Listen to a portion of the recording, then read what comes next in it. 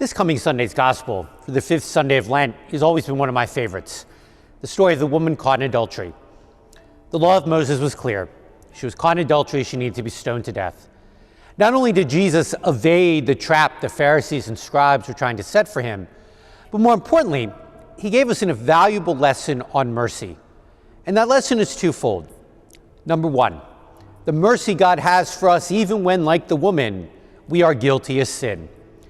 Sometimes when we recognize our own sinfulness, and the devil likes to remind us of that we think we're beyond God's mercy, that we've been sinning too long. I've been doing too many bad things. I'm just such an old sinner.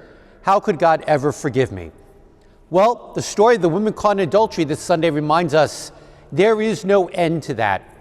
This woman was caught in the very act of a serious sin. Yet instead of condemning her as the law demanded, Jesus showed mercy. And he said, if no one else condemns you, nor do I condemn you. And that should be a powerful reminder to us that even when we are guilty, even when we have wallowed in our own sinfulness, the Lord doesn't condemn, but like the woman, he raises us up and tells us to go and sin no more. So it's a powerful message of encouragement, of that mercy that God has for us that is without end. But there's also a second lesson there that's often the harder one to hear, and that is the lesson to the crowds. Let the one who is without sin be the first to cast a stone. We love to throw stones at each other. We love to point out the faults and the foibles and the sins of someone else.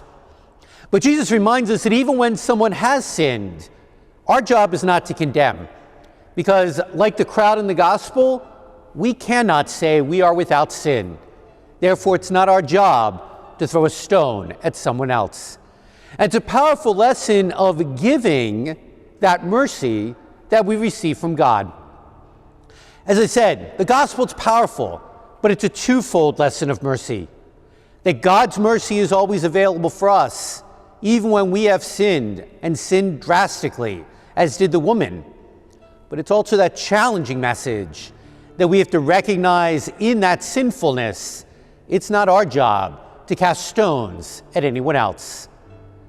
Let us, in these final days of Lent, pray that this powerful message of mercy may touch our hearts, not only with the gift of God's mercy for ourselves, but also teach us the valuable and the sometimes challenging lesson of being learned to give that mercy to someone else.